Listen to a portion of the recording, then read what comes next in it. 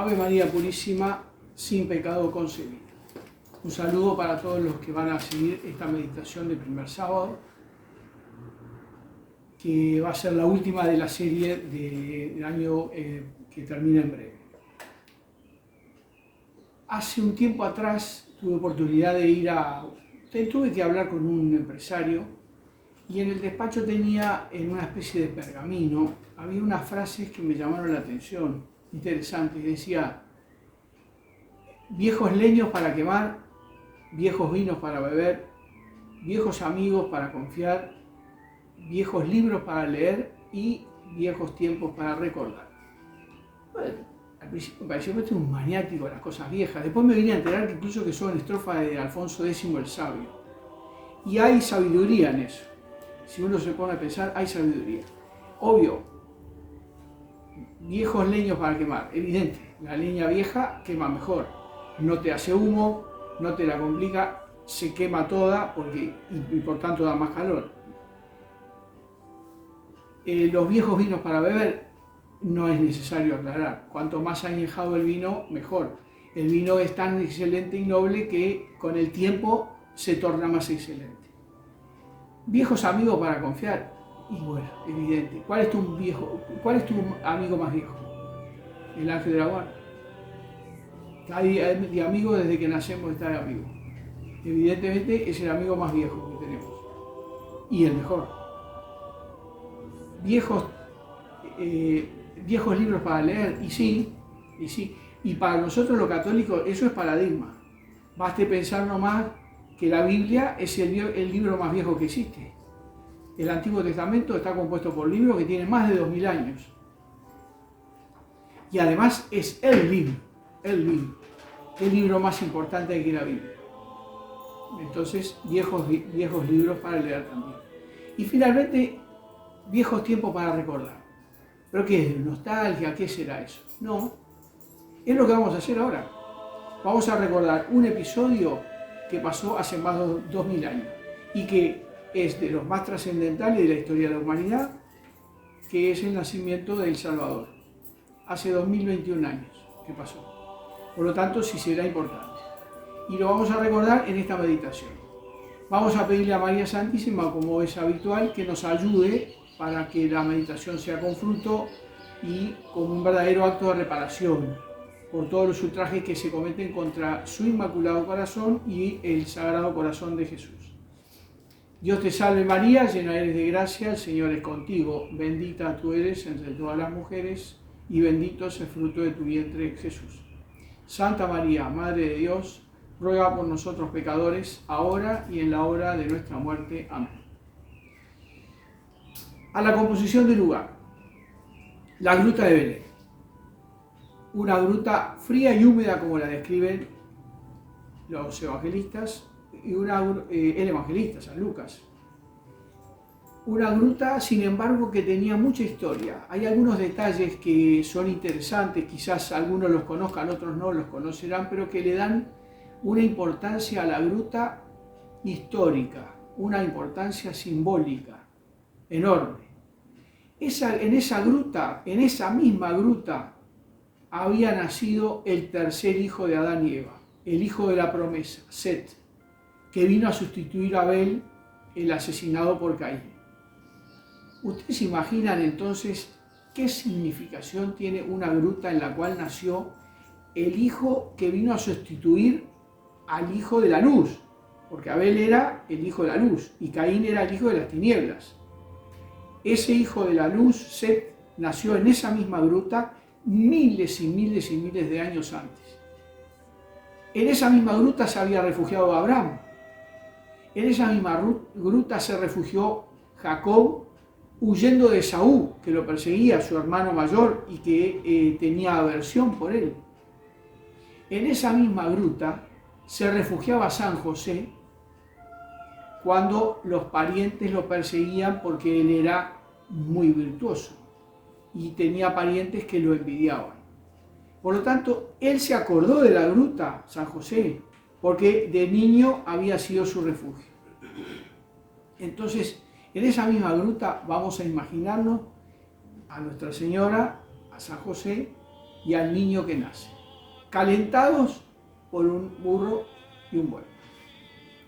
Y vamos a considerar dos aspectos que son menos comunes en este episodio tan importante de la Natividad del Salvador. Consideramos primero la sabiduría infinita de Dios. Porque es verdad que la gruta, el haber nacido en una gruta, es una señal clarísima de la humildad, una manifestación de humildad de parte del propio Creador, de parte del propio Dios, de la renuncia que Él estaba dispuesto a hacer y a su vez por seguirlo que iban a hacer también Nuestra Señora y San José, esa renuncia a las comodidades, a las conveniencias. Es verdad, eso es sin ninguna duda un aspecto que debe ser resaltado. Pero hay otro aspecto que hay que resaltar, que es más interesante por un lado y más misterioso por otro. Porque nosotros solo nos enteramos de eso por revelaciones. No consta en San Lucas.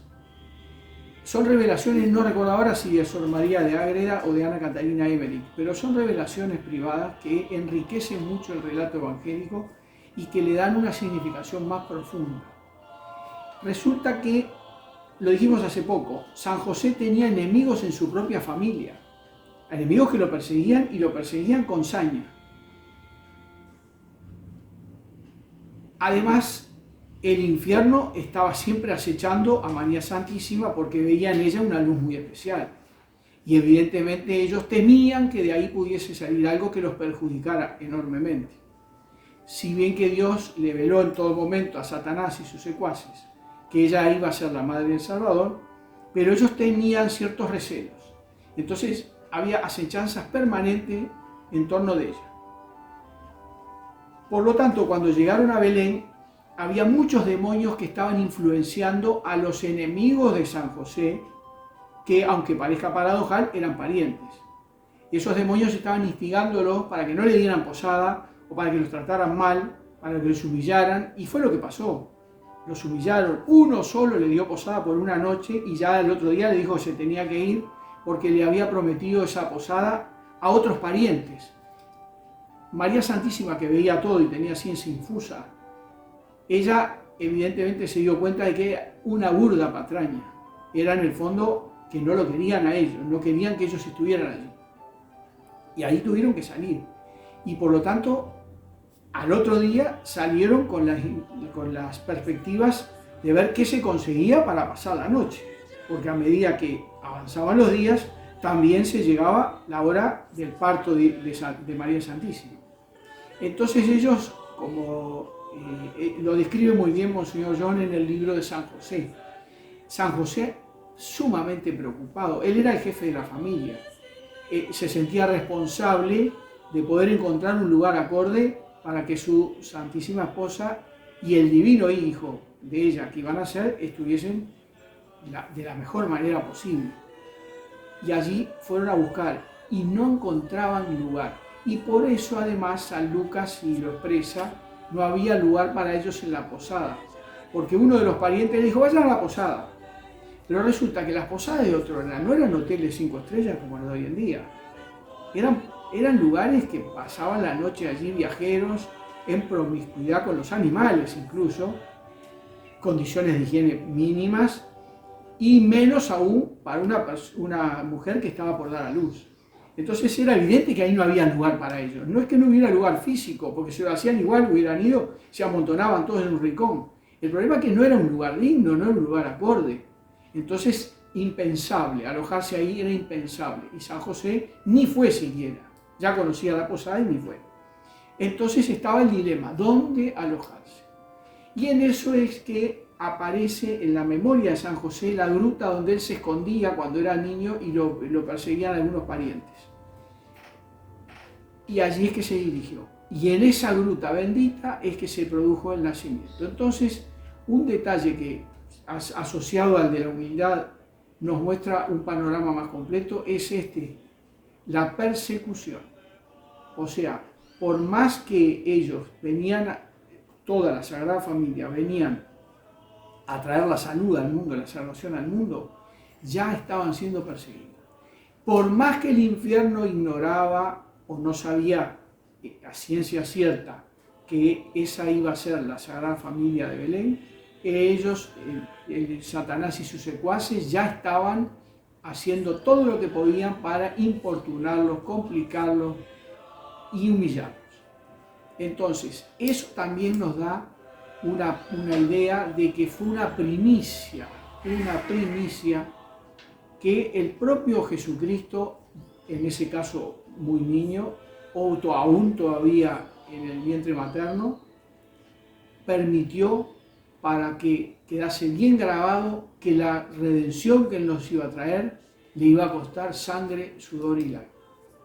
Y ahí tenemos que ya de entrada nomás para nacer, tuvo que nacer escondido en una gruta, obvio, porque si no, la persecución hubiese sido para matarlo inmediatamente, porque donde hubiese nacido en un lugar abierto, conocido, inmediatamente se ponían en movimiento todas las fuerzas del infierno, de Herodes, para tratar de matarlo, como luego trató de hacerlo infructuosamente cuando pasó el episodio de los santos inocentes.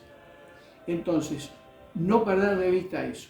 Era una redención que iba a costar mucho sacrificio y mucho dolor. Otro aspecto importante que nos conviene señalar porque viene a caso de lo que de lo que hoy en día nos interesa más. Los primeros adoradores que tuvo Jesús.